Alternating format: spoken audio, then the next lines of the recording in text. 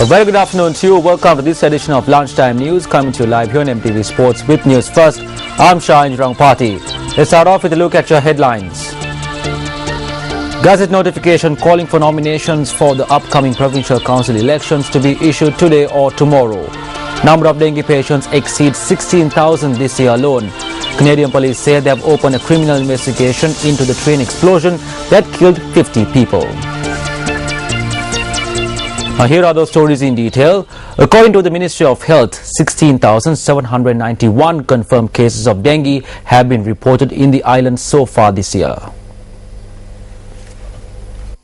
The epidemiology unit of the Ministry of Health points out that a majority of dengue patients were reported from the Colombo district, with the number standing at 4,511. The unit reported that 2,014 dengue patients were reported from the Kurunegala district, while 1,862 patients were reported from the Gampaha district. A considerable number of dengue patients were also reported from the Kegol, Kandy and Kalmane districts.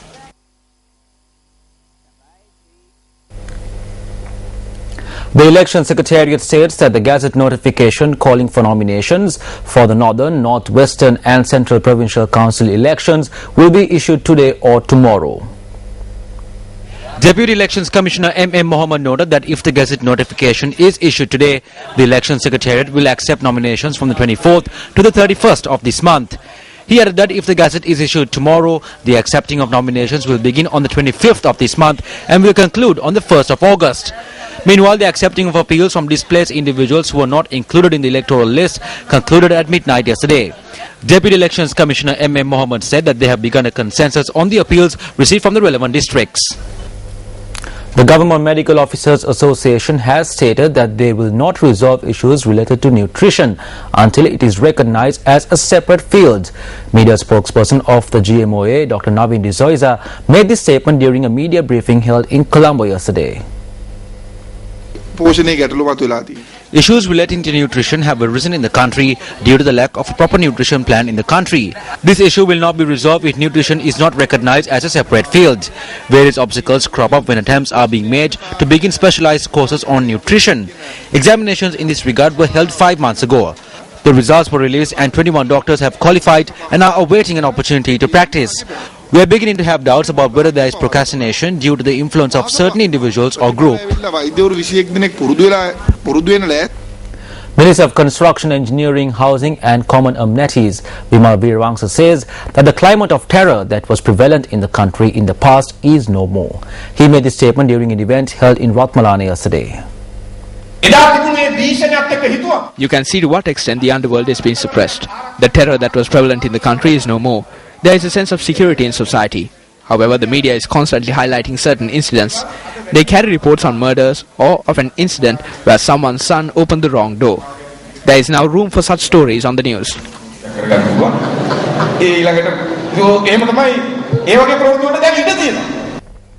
The Federation of University Teachers Association notes that there is an attempt to suppress the university students. Chairman of FUTA, Dr. Nirma Ranjit Devasiri, said that the student suppression is a threat to the entire university system. The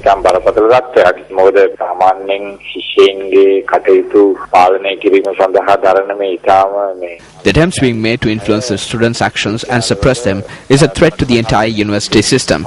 They need to understand that engaging in protests and rallies is a part of the Sri Lankan university culture.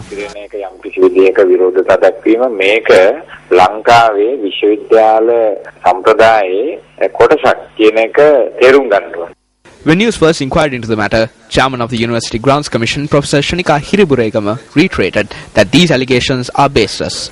She added that the students have the right to express their views, but they do not have the right to disrupt the peaceful environment within universities.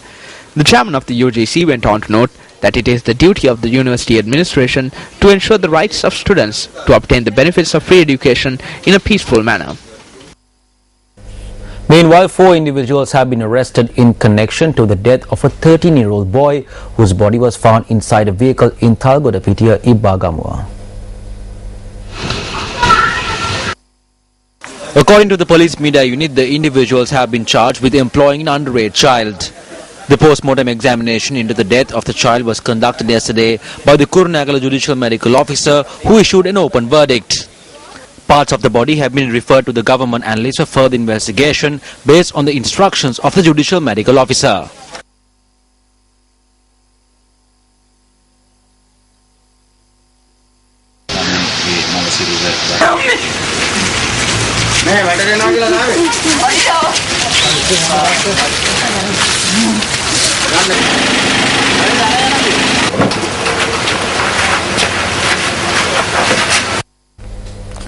Well, this is a report filed by News First You reporter Chandra Kumar Dayaratna on a motor accident which took place in Anuradhapura this morning.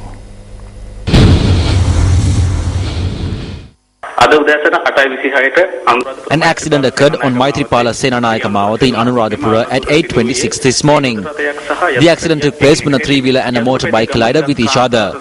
A woman travelling on the motorbike and the individual travelling in the three-wheeler sustained minor injuries. Chandra Kumar Dayaratna, Anuradhapura.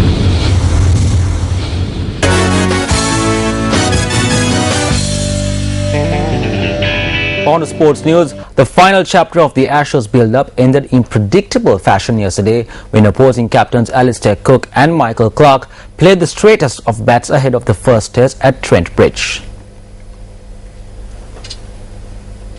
Australian skipper Clarke was more than happy to accept his team were underdogs going into the start of the five-match series today, while England leader Cook was confident his side would handle the pressure of being favourites. Yeah, I think it does. We've been favourites in other series before.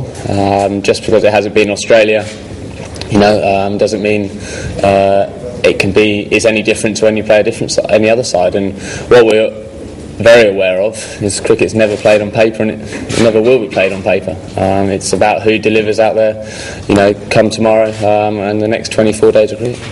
We've always known it's going to be one hell of a battle, these 5 test matches here. Australia got some fine cricketers, and we're going to have to be at our absolute best to put them under pressure to try and win the game. So that's how I see it, and I'm sure they see it the same way. Australia's preparations have been far from ideal, with Darren Lehmann brought in as coach to replace a sacked Mickey Arthur just over 2 weeks ago. Clarke said his team had worked hard in the build-up and was confident despite their inexperience. They were capable of winning back the Ashes. All I can ask for as a playing group is to make sure you prepare as well as you possibly can, and I think every single one of the boys has done that. Now it's about going out on that stage and playing with freedom, back your own ability. We have so much talent inside that room, and I'd just love to see the guys play with freedom and play their natural game. So, in regards to what's happened so far on this tour, I couldn't ask for anything more from the players. Now it's about going and reaping the rewards. The pitch is expected to be dry and the weather conditions warm, which might give the batsmen an advantage at a ground where swing bowlers usually perform well. But Cook, leading England for the first time in a national series, played down the significance of winning the toss. Thank you, boys, for the nice shirt. Thank you. Happy this way, guys.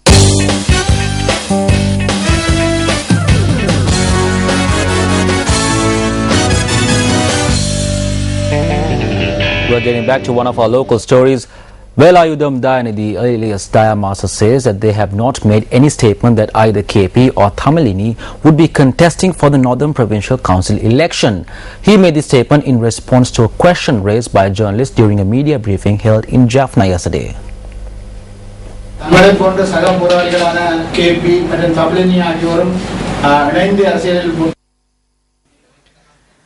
There is a rumour that KP and Thamilini would be contesting together. It was reported in certain media. Is this true?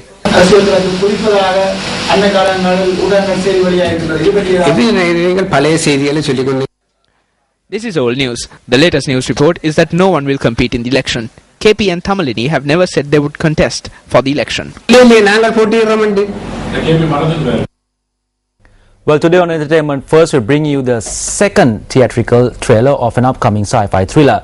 Well, this is Mortal Instruments' City of Bones.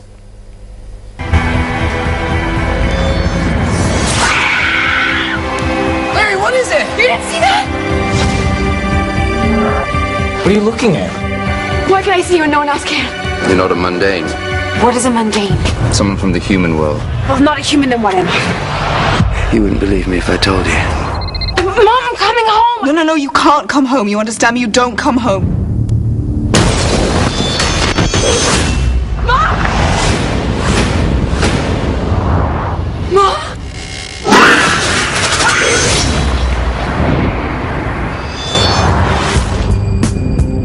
I've been killing demons for over a third of my life. You killed 2 cops! They weren't cops! Demons exist across the world in their varying different forms. I don't understand what any of this has to do with my mom. Your mother was a shadow hunter, like him, like you. There's a map inside your head, Clary. You are the key to our lot. What is it about her? She's different. She's gonna get us all killed. What now? You need to pick up a few things. Clary, wow, you look different. I can't talk now, sorry.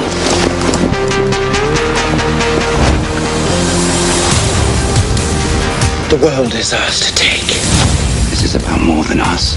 Humanity is on the very brink of extinction. Jace thinks he needs to save the world. There's too many of them. But you don't need to encourage him to do it. Have a little faith.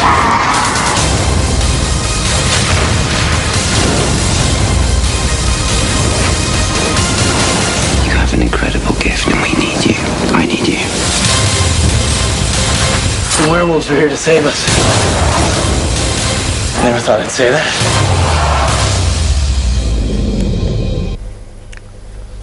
And that wraps up today's edition of Lunchtime News. Thank you very much for watching. For News First, I'm Shine Rampati. Goodbye and take care. Hotline 0114.